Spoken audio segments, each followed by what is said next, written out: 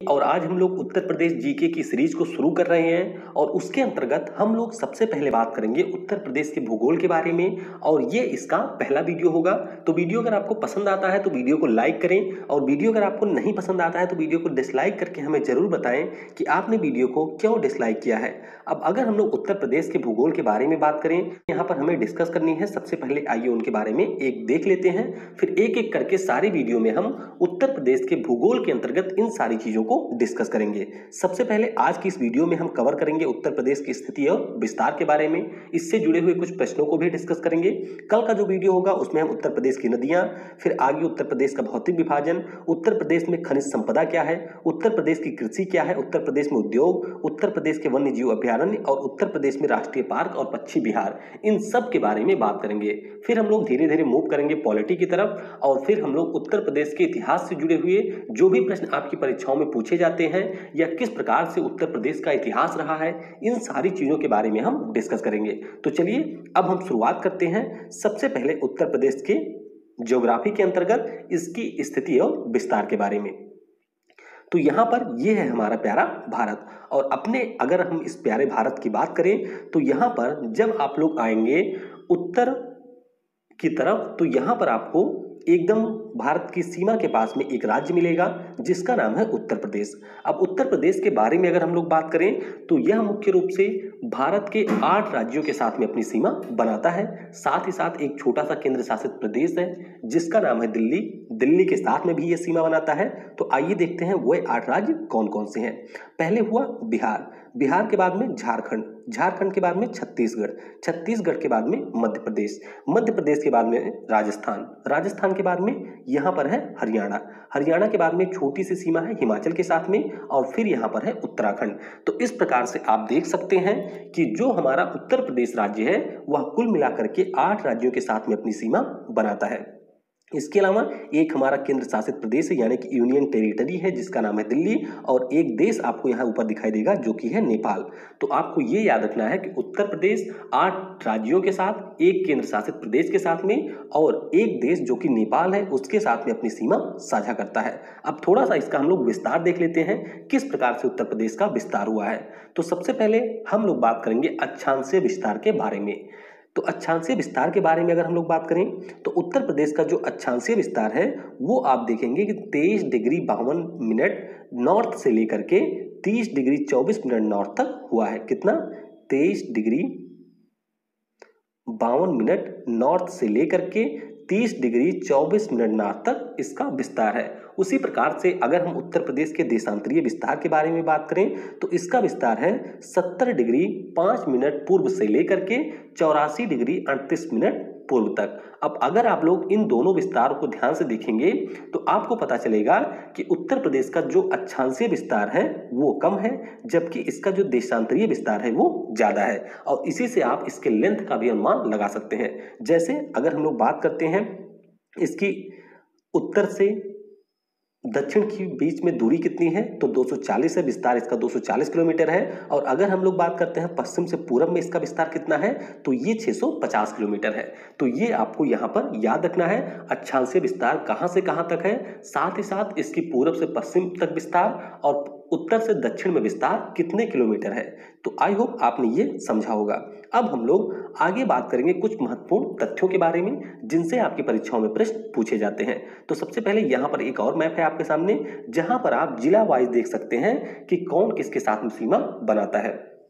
यहाँ पर देखिए उत्तराखंड हुआ, फिर नेपाल हुआ, यहाँ पर इस साइड में आपको बिहार मिलेगा, फिर हमारा झारखंड है, झारखंड के बाद में नीचे छत्तीसगढ़ है, यहाँ पर मध्य प्रदेश है, ये राजस्थान है, ऊपर हरियाणा है और हरियाणा के बाद में ये जो आपको ब्लू कलर का दिख रहा है ये हमारा है यूनियन टेरिटरी दिल्ली। अब अगर हम लोग उत्तर प्रदेश के क्षेत्रफल के बारे में बात करते हैं तो उत्तर प्रदेश का कुल क्षेत्रफल है 2,40,900 किलोमीटर। कितना? 2,40,900 किलोमीटर इसका कुल क्षेत्रफल है और भारत के कुल क्षेत्रफल का ये 7.33% है। क्षेत्रफल के मामले में अगर हम लोग बात करते हैं तो उत्तर प्रदेश का देश में चौथा स्थान है। पहले स्थान पे है राजस्थान, फिर है मध्य प्रदेश, फिर है महाराष्ट्र और उसके बाद में है उत्तर प्रदेश। तो ये आपको याद रखना है कि भारत के कुल क्षेत्रफल का 7.33% है और साथ ही साथ ये क्षेत्रफल के मामले में चौथे स्थान पे है। अब उत्तर प्रदेश में अगर हम कुल जिलों के बारे में बात करें तो जिलों की संख्या यहाँ पर 75, जो कि पूरे देश में किसी भी राज्य के जिलों की संख्या में मैक्सिमम है। आगे अगर हम लोग बात करें तो उत्तर प्रदेश के जो सर्वाधिक क्षेत्रफल वाला जिला है उसमें पहले स्थान पर है लखीमपुर खीरी। यहाँ पर आप देख सकते हैं ऊपर, ये आप देख सकते हैं नेपाल के साथ में सीमा बनाता हुआ लखीमपुर खीरी जिला है उत्तर प्रदेश का, जो कि क्षेत्रफल के मामले में पहले स्थान पे है। उसके बाद में दूसरे नंबर पर है सोनभद्र, और सोनभद्र जिले को आप यहाँ पर देख सकते हैं, ये हमारा है सोनभद्र। और सोनभद्र की सबसे खास बात क्या है कि ये कुल मिलाकर के 4 राज्यों के साथ में सीमा बनाता है। कौन कौन से राज्य हैं? मध्य प्रदेश आपका हो गया, इसके अलावा नीचे आप देखेंगे छत्तीसगढ़ है, यहाँ पर झारखंड है, और ये आपका हुआ बिहार। तो इस प्रकार से सोनभद्र जो जिला है ये हमारे कुल मिलाकर के 4 राज्यों के साथ में सीमा बनाता है, और ये भारत का ऐसा एकमात्र जिला है जो कि 4 राज्यों के साथ में सीमा बनाता है। अगला हमारा है सबसे कम क्षेत्रफल वाले जिले के बारे में बात करें तो यहाँ पर आपको मिलेगा हापुड़। कौन सा? हापुड़ मिलेगा। उसके अलावा आपको मिलेंगे भदोही। तो ये 2 हमारे जिले ऐसे हैं जो कि सबसे कम क्षेत्रफल वाले हैं। हापुड़ आपको यहाँ पर ऊपर मिलेगा, और भदोही की बात करें तो ये है संत रविदास नगर जिसे कहते हैं, या भदोही, ये वाराणसी से अलग हुआ था। सबसे पूर्वी जिला कौन सा है? तो उत्तर प्रदेश का सबसे पूर्वी जिला है बलिया। यहां पर आप देख सकते हैं ये है बलिया, जहां से होकर के गंगा नदी जाकर के इंटर करती है बिहार में। उसके बाद में सबसे पश्चिमी जिले की बात करें तो उत्तर प्रदेश का सबसे पश्चिमी जिला है शामली। ये आप देख सकते हैं यहाँ पर है शामली, जो कि सबसे पश्चिमी जिला है उत्तर प्रदेश का। और इसके बाद में चलिए हम थोड़ा सा आगे चलते हैं और उत्तर प्रदेश के मैप को थोड़ा सा यहाँ पर देखते हैं। कुछ इंपॉर्टेंट लोकेशन है जिनके बारे में आपको पता होना चाहिए, जैसे कि अभी मैंने आपको बताया लखीमपुर खीरी यहाँ पर है। उत्तर प्रदेश की राजधानी कहाँ पर है? तो ये आपको सेंटर में मिलेगी उत्तर प्रदेश की राजधानी। यहाँ पर है आगरा, आगरा के बगल में है फिरोजाबाद, और ऊपर आप जाएंगे तो मथुरा है। और यहाँ पर आगरा और मथुरा हमारे 2 ऐसे जिले हैं जो राजस्थान के साथ में सीमा बनाते हैं। थोड़ा सा आपको जिले के बारे में लोकेशन अगर अच्छे से याद रहती है तो आप सवालों को आसानी के साथ में हल कर सकते हैं। फिर यहाँ पर आप देखेंगे ये ललितपुर है, यहाँ पर सोनभद्र है। फिर यहाँ पर आप देखेंगे ये ललितपुर है, यहाँ पर सोनभद्र है, यहाँ पर ऊपर कुशीनगर है, ये महाराजगंज है। फिर बहराइच है, यहाँ पर लखीमपुर है। इसी प्रकार से आप बीच में देखेंगे तो यहाँ पर जो है उसको अच्छे से याद रख सकें कि कौन सा जिला उत्तर प्रदेश में किस राज्य में है, सॉरी किस स्थान पे है, राज्य में नहीं, उत्तर प्रदेश में किस स्थान पे है। चलिए कुछ और चीजों के बारे में डिस्कस करते हैं। सबसे उत्तरी जिले के बारे में बात करें तो एज यूजुअल ये हमारा है सहारनपुर, जो कि सबसे ऊपर है, और ये भी 3 राज्यों के साथ में सीमा बनाता है। किसके साथ में? एक तो हो गया उत्तराखंड, ऊपर है हिमाचल, और इधर है हरियाणा। तो 3 राज्यों के साथ में सहारनपुर भी सीमा बनाता है। अगर हम लोग सबसे दक्षिणी जिले की बात करें तो सबसे दक्षिणी जिला कौन सा है? सोनभद्र। यहाँ पर आपको गलती नहीं करनी है, ललितपुर थोड़ा सा ऊपर है, सोनभद्र सबसे नीचे है। तो सबसे दक्षिणी जिला कौन सा हो गया? सोनभद्र सबसे दक्षिणी जिला है।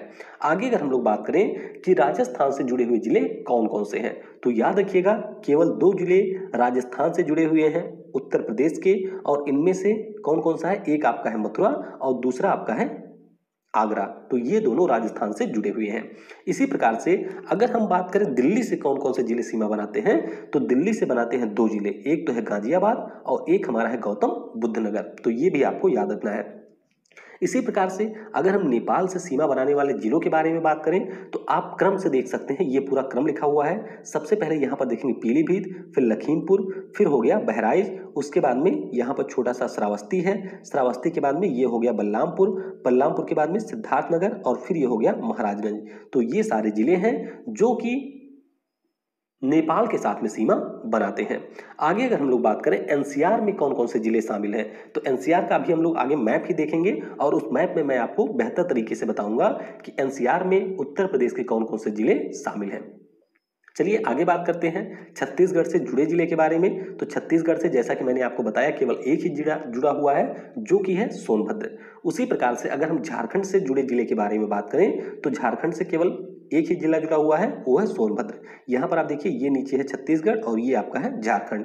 मध्य प्रदेश से अगर हम लोग सीमा बनाने वाले राज्यों के बारे में, जिलों के बारे में बात करें तो इनकी संख्या सर्वाधिक है। कुल मिलाकर के 12 जिले ऐसे हैं जो कि एमपी के साथ में सीमा बनाते हैं। आइए इनको देखते हैं मैप के जरिए। आगरा हो गया सबसे पहले, यहाँ पर आप देखेंगे आगरा हुआ, उसके बाद में इटावा हुआ, फिर हुआ जालौन, उसके बाद में नीचे आएंगे यहाँ पर झांसी हुआ, फिर ललितपुर हुआ, इसके बाद में आगे चलेंगे तो महोबा, हमीरपुर, बांदा, चित्रकूट, फिर यहाँ पर ये आपका हुआ इलाहाबाद, फिर मिर्जापुर और सोनभद्र। तो इस प्रकार से 12 जिले ऐसे हैं जो कि मध्य प्रदेश के साथ सीमा बनाते हैं और मध्य प्रदेश एक ऐसा राज्य है जिसके साथ में उत्तर प्रदेश के सर्वाधिक जिले सीमा साझा करते हैं। आगे हम बात करेंगे बिहार से सीमा बनाने वाले जिलों के बारे में। तो ये भी क्रम जो दिया है ये उत्तर से दक्षिण का क्रम, दक्षिण से उत्तर का क्रम दिया है। सबसे नीचे आपको सोनभद्र मिलेगा, उसके बाद में ऊपर जाएंगे चंदौली है, फिर गाजीपुर है, फिर उसके बाद में यहाँ पर बलिया है, बलिया के बाद में देवरिया है, देवरिया के बाद में कुशीनगर और फिर महाराजगंज। तो ये जिले हैं जो कि किसके साथ सीमा बनाते हैं, ये सीमा बनाते हैं बिहार के साथ में। तो आई होप आपने इसे समझा होगा। अब चलिए हम एनसीआर के बारे में बात कर लेते हैं। तो राष्ट्रीय राजधानी क्षेत्र में दिल्ली के जिलों के अलावा आपको याद रखना है कि उत्तर प्रदेश, राजस्थान व हरियाणा के क्षेत्र भी शामिल हैं और ये आप पूरा देख सकते हैं एनसीआर का मैप। दिल्ली की अगर हम बात करते हैं तो ये है दिल्ली, लेकिन अगर हम दिल्ली एनसीआर की बात करते हैं यानी कि राष्ट्रीय राजधानी क्षेत्र की बात करते हैं तो इनमें ये पूरे एरिए शामिल होते हैं। और अगर हम लोग जिलों की बात करें तो उत्तर प्रदेश के इसमें 8 जिले हैं। कौन कौन से? ऊपर आपको शामली दिखेगा, फिर यहाँ पर मुजफ्फरनगर दिखेगा, फिर यहाँ पर बागपत है, मेरठ है, गाजियाबाद है और उसके बाद में गौतम बुद्ध नगर है और बुलंदशहर है। और मैंने आपको बताया था दिल्ली के साथ में 2 जिले हमारे सीमा बनाते हैं। कौन कौन से? एक तो हमारा है गौतम बुद्ध नगर और एक हमारा है गाजियाबाद। तो ये भी आपको याद रखना है। अब उत्तर प्रदेश के इसमें 8 जिले शामिल हैं, राजस्थान के इसमें केवल 2 जिले हैं, एक तो है अलवर और एक हमारा है भरतपुर। लेकिन अगर हम लोग बात करते हैं हरियाणा की तो हरियाणा के सर्वाधिक 14 जिले एनसीआर क्षेत्र में शामिल हैं। तो ये आपको ऐसे ही याद रखना है। तो इस वीडियो में फिलहाल के लिए इतना ही है। चलिए कुछ प्रश्नों को हम लोग यहाँ पर डिस्कस कर लेते हैं जिससे आपको कॉन्सेप्ट के बारे में थोड़ा और बेहतर ढंग से क्लियरिटी हो सके। तो पहला प्रश्न है कि उत्तर प्रदेश की लंबाई और चौड़ाई कितनी है? तो मैंने आपको बताया कि इसकी लंबाई है 650 किलोमीटर और चौड़ाई कितनी है? 240। तो इस प्रश्न का ऑप्शन ए करेक्ट होगा। अगला प्रश्न है कि उत्तर प्रदेश का क्षेत्रफल देश के कुल क्षेत्रफल का कितना प्रतिशत है?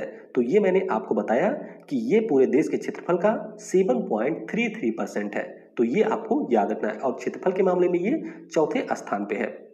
अगला प्रश्न है कि उत्तर प्रदेश की सीमाएं कितने राज्यों को स्पर्श करती हैं? तो उत्तर प्रदेश की अगर हम लोग सीमाओं के बारे में बात करते हैं तो ये कुल मिलाकर के 8 राज्यों की सीमाओं से स्पर्श करती हैं। अब यहाँ पर आपको थोड़ा सा ध्यान देना होगा प्रश्नों में कि आपसे राज्य केवल पूछा जा रहा है कि या राज्य स्लैश यूटी भी पूछा जा रहा है। अगर राज्य और स्लैश करके यूटी यानी कि दोनों को शामिल किया जाएगा तो करेक्ट ऑप्शन होगा 9।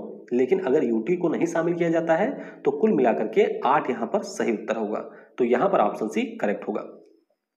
अगला प्रश्न है कि क्षेत्रफल की दृष्टि से उत्तर प्रदेश का देश में कौन सा स्थान है? तो अगर हम लोग क्षेत्रफल के दृष्टिकोण से बात करते हैं तो यहाँ पर उत्तर प्रदेश का स्थान है चौथा। ऑप्शन ए यहाँ पर करेक्ट होगा। अगला प्रश्न है कि उत्तर प्रदेश की सीमा किस देश से मिलती है? तो ये मैंने आपको बताया ही कि उत्तर प्रदेश की सीमा नेपाल से मिलती है। अगला हमारा प्रश्न है कि उत्तर प्रदेश का कौन सा जनपद हरियाणा और हिमाचल के साथ में सीमा बनाता है? तो हरियाणा और हिमाचल के साथ में मैंने आपको बताया था कि वो जिला है सहारनपुर। तो ऑप्शन यहाँ पर बी करेक्ट होगा। अगला प्रश्न है कि उत्तर प्रदेश का सबसे पूर्वी जिला कौन है? तो मैंने आपको बताया है सबसे पूर्वी जिला है बलिया। तो ऑप्शन बी यहां पर करेक्ट होगा। अगला प्रश्न है कि उत्तर प्रदेश का सबसे उत्तरी जिला कौन है? तो उत्तर प्रदेश का सबसे उत्तरी जिला कौन है? सहारनपुर। ऑप्शन सी यहां पर करेक्ट होगा। अगला प्रश्न है कि उत्तर प्रदेश का सर्वाधिक क्षेत्रफल वाला जिला कौन सा है? तो सर्वाधिक क्षेत्रफल में पहले स्थान पर है लखीमपुर और दूसरे स्थान पर है सोनभद्र। तो यहां पर ऑप्शन सी करेक्ट होगा। अगला प्रश्न है कि राजस्थान की सीमा से जुड़ा हुआ उत्तर प्रदेश का जनपद कौन सा है? तो राजस्थान से जुड़ा हुआ मैंने आपको 2 बताए थे, एक था मथुरा और एक था आगरा। तो यहाँ ऑप्शन में है मथुरा, तो इसीलिए ऑप्शन ए करेक्ट होगा। अगला प्रश्न है कि उत्तर प्रदेश के कितने जिले बिहार के साथ में सीमावर्ती हैं? तो ये मैंने आपको बताया था कि कुल मिलाकर के 7 ऐसे जिले हैं जो कि सीमा बनाते हैं किसके साथ में? बिहार के साथ में। तो यहाँ पर ऑप्शन बी करेक्ट होगा। नीचे से आप देखेंगे सोनभद्र होगा, फिर शामली हो गया, फिर उसके बाद में बलिया हो गया, बलिया के बाद में महाराजगंज हो गया, उसके बाद में सहारनपुर हो गया और 2 जिले और हैं जिनका नाम मुझे नहीं याद आ रहा है। तो ये सारे हो गए जो कि बिहार के साथ में सीमा बनाते हैं। तो इस वीडियो में इतना ही है। फिलहाल ये एक बेसिक सा वीडियो था जिसमें हम लोग थोड़े कम प्रश्नों को डिस्कस किया। अगले जो इसके भाग होंगे उनमें हम लोग कम से कम 20 से 25 प्रश्नों को डिस्कस करेंगे और इसके अलावा आपके जो भी सुझाव हैं आगे के वीडियो के लिए वह भी आप कमेंट सेक्शन में बता सकते हैं। तो थैंक्स फॉर लिसनिंग। जय हिंद, जय भारत और सबसे जरूरी कि पढ़ेगा भारत तो बढ़ेगा भारत।